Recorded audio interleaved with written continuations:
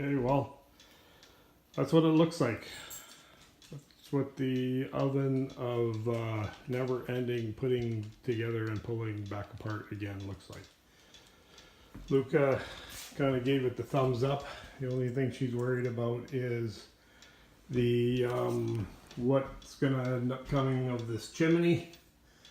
If that's the chimney and it goes out, that's a pretty passive chimney. It probably just gets warm to the touch, but not hot, just because of the way it has the airflow coming around it in order to vent it and keep the gases cool.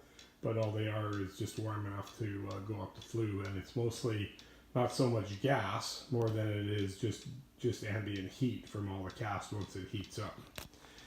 And that the burner on it just apparently, I heard through the grapevines, don't take for a fact, that it only puts out about 5 BTUs to keep it at a constant temperature.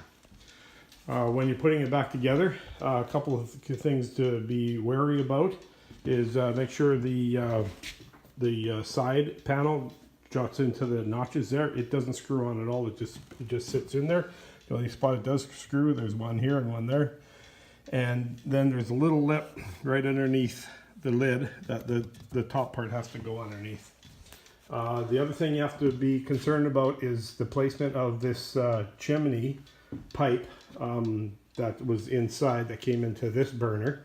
You have to keep these loose on the stove lid in order to get the stove either forward this way or forward that way, because there's these little notches in here have to drop into there. So those notches right there have to drop into there, and you can see the all the nicely packed rock wool around and this is just a little cover that goes in there. The first time I did it, this lip here I noticed was up, and I realized the lid was too far that way, so I had to loosen the pry it. It just slid back a little bit and dropped into place.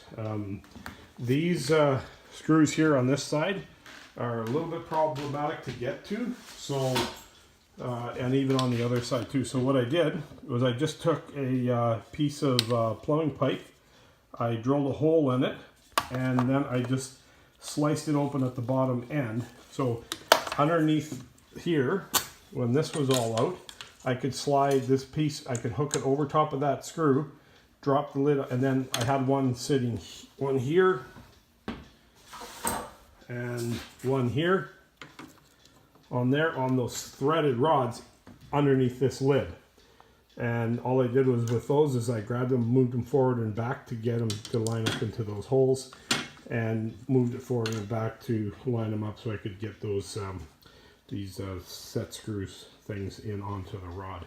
So I did that on that side, and then I flipped it around, and I had to do it on this side too, just to get it, because I found the rods, once the insulation is in there, you gotta get moved around a little bit, so you couldn't line it up direct. So by having those little pipes in there, I put them in here, they would move from side to side, and I could, oops, sorry, they could move side to side, and I could line that hole up to get that thing started.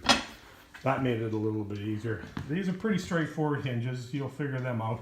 This one here is just an extra one that sits on the outside. There's one on the inside for tightening, and then there's a couple little Allen keys on here to tighten up to keep that thing from moving. The springs just drop into two little holes right in here, and pretty much there's your lid. There's your warming ovens. Here's your heat control unit here. Here's your hot oven. And from what I can see, I have everything hooked up. The only thing I don't have is I don't have the burner on, and I don't have the chimney going out to wherever the chimney in the end may end up going. So I think for the most part, Better Call Paul has managed to put this thing together. It only took a lot of hours and a lot of pulling apart and putting it back together. So hopefully this helps. Might save you some time. Might be a little wordy and a little bit redundant because I had no idea what I was doing when I started. But in the end, it's a pretty darn nice stove. I would think about getting one for myself for my cabin and or my home, but I would probably get one has a water tank that goes into this big vacant area here, and it has outlets for the hot and cold to go out.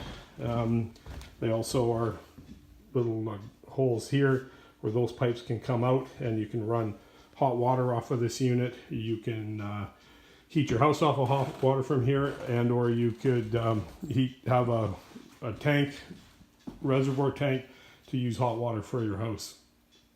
So I think on behalf of Luca and myself, we'll say bon voyage, and Luca is nowhere to be seen. So I guess she's sick and tired of this operation, and she wants to go for a walk. So good day. Hope you enjoy it. Feel free to make any comments. And oh, I haven't got the handles on, but I'll do that later. Once I get this thing burning, I'll do a quick little add-on video at the end just to say, okay, this thing's working, what happened with the chimney, and things to be aware of that came up later on. Thanks.